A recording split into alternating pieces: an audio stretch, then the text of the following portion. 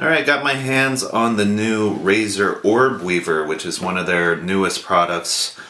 Just released probably a month ago, and it's available on their website now, and I'm thinking it's probably going to be kind of tough to get a hold of, just based on the availability of their other new product, the Ouroboros.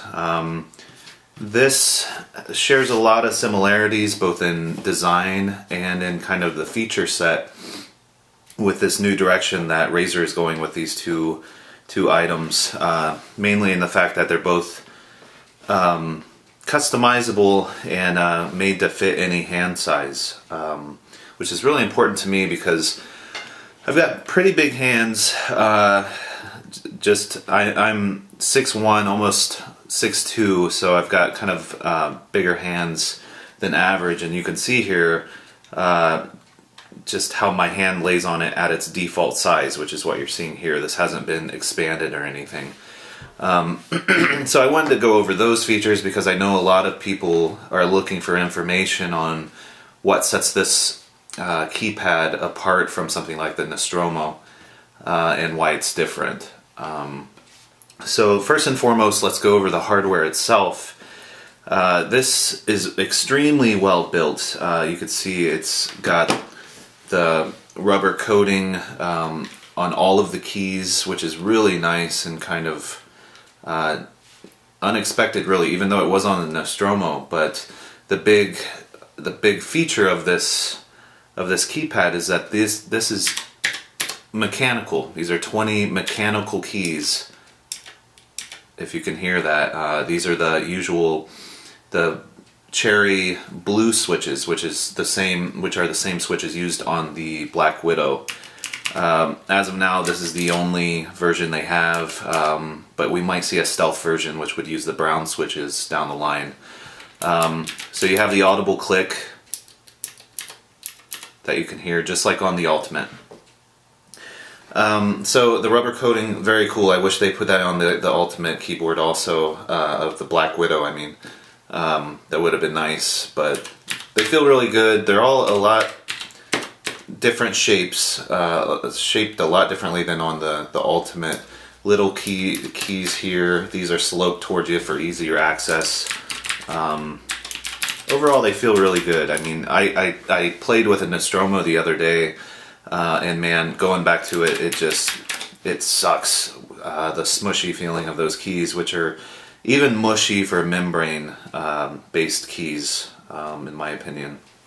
You'll see that you have a really kind of heavy duty palm rest here. Well, it's more of the kind of the concave portion of your palm sits there, and then the back portion of your hand, or the bottom, sits there, which this is really nice, kind of hard or really sturdy rubber here. I mean, that's a chunk of rubber, and you can kind of push in a little, so it's not a coating, but that's really a slab of rubber, where this is more coated.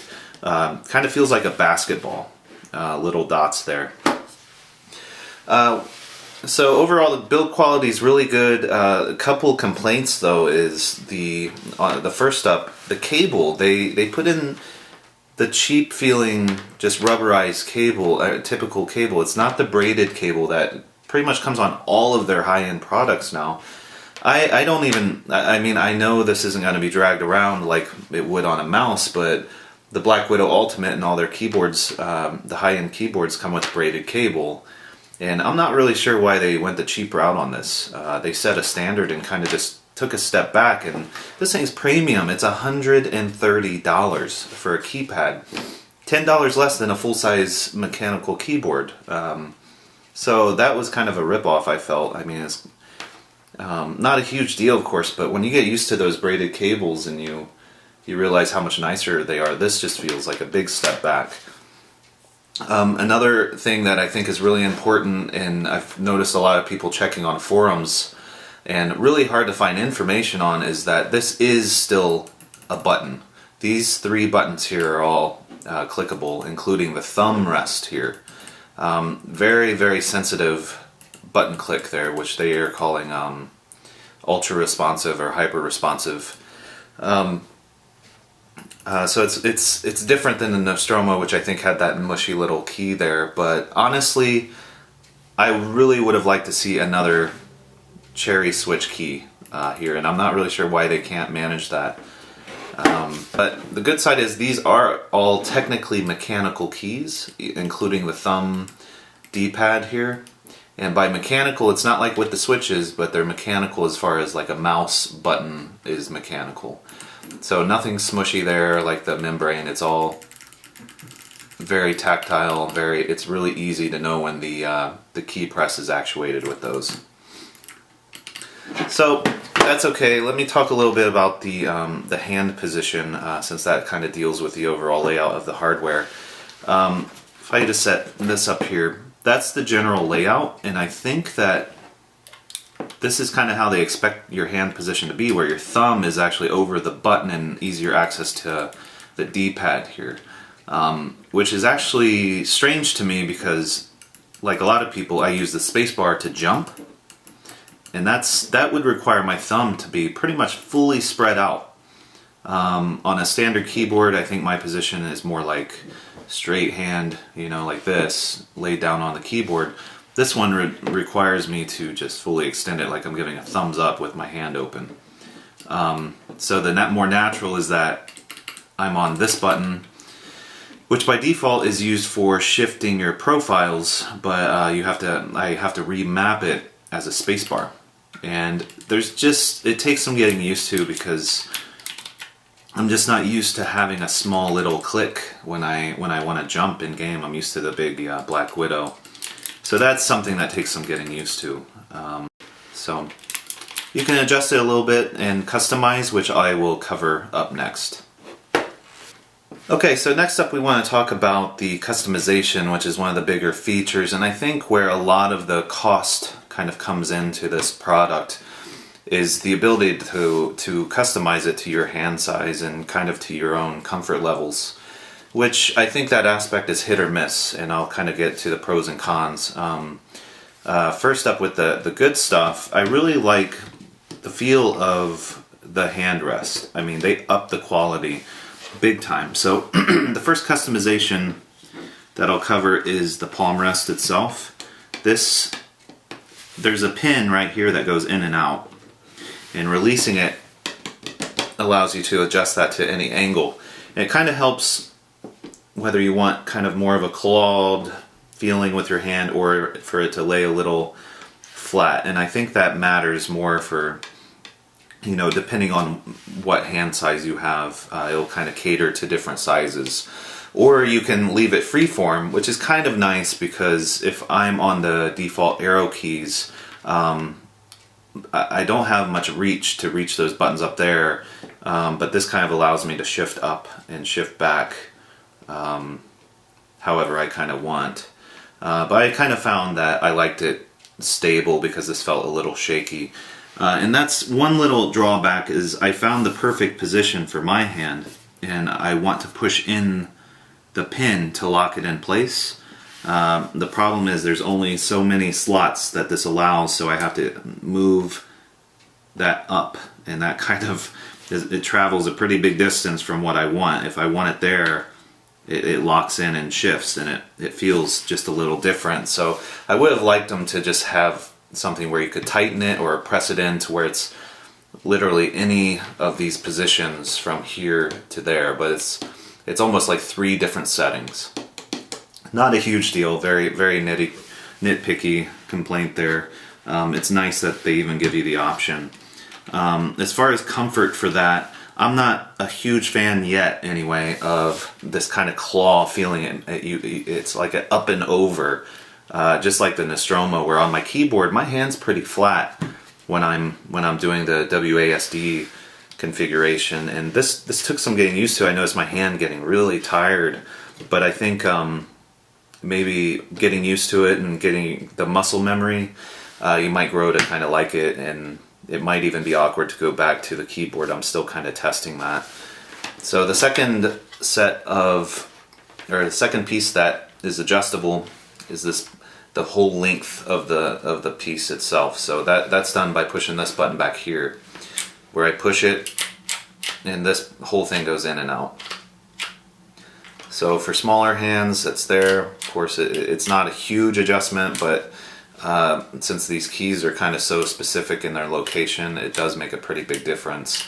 I'd say it travels about the length of a full key set. So say if your fingers are here by default, if you extend it, the same finger would naturally go to that one. And then the last custom piece is the thumb section, which is done by pushing this kind of large button here. And what that does is let you pull that out. So I'll expand it to full size, which that's full size for larger hands. And I mean, your hand, I don't think there's a hand besides, you know, maybe some NBA players that's going to need bigger than that. I mean, it's massive at that point. But again, it's requiring me to fully palm it like I'm going to palm a basketball if I want to keep my thumb on the thumb rest to use as a space bar. So that's probably my biggest complaint as far as the comfort, is that I just wish this button was in more, like more that way. And you would think by the looks of it that they would have made an adjustment to where that would swing inwards. But I just naturally thought, I mean, they had to have done that, right? Because my thumb is so stretched out that I just want it in, and there's so much space. And if you look on the back, or if you look in here, I'm not sure if you can see it, but there's a gap here, so I'm thinking this would go swivel. But I took this case off, and that thing is screwed down tight. It's only going to go in and out. So that's kind of a bummer. That's something I can't quite get used to, because my hand gets so tired because you're holding it open the whole time.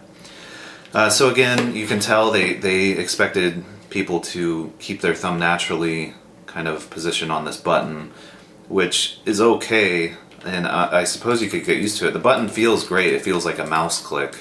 But man, it just doesn't feel the same as that spacebar when you're jumping and you're kind of slamming it. It just feels really wimpy.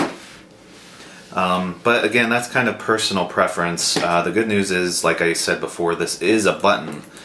People couldn't seem to get a straight answer because they're calling it the thumb pad.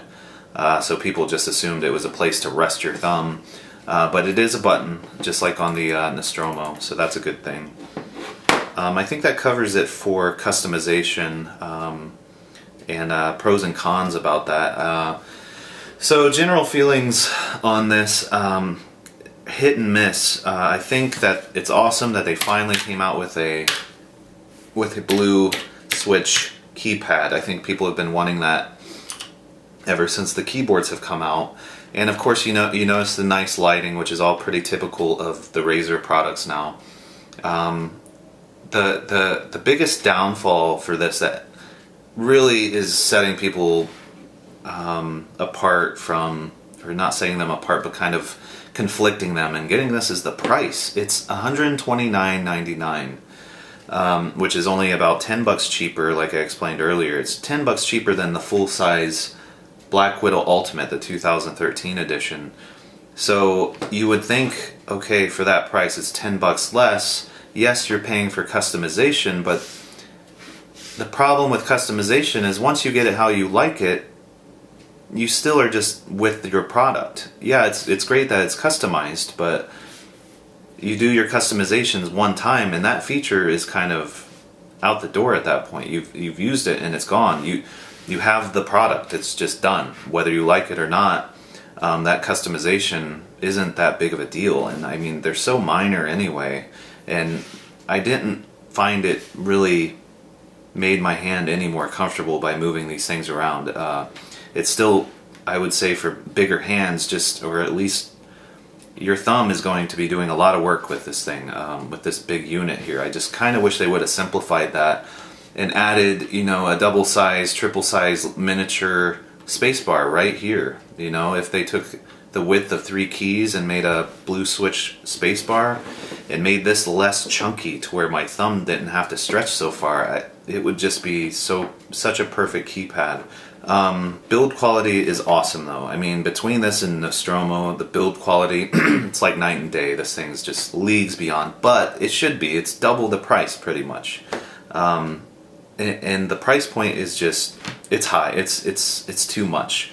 If I had to price it, I would probably say $89.99 would be fair. So hopefully it comes down to that.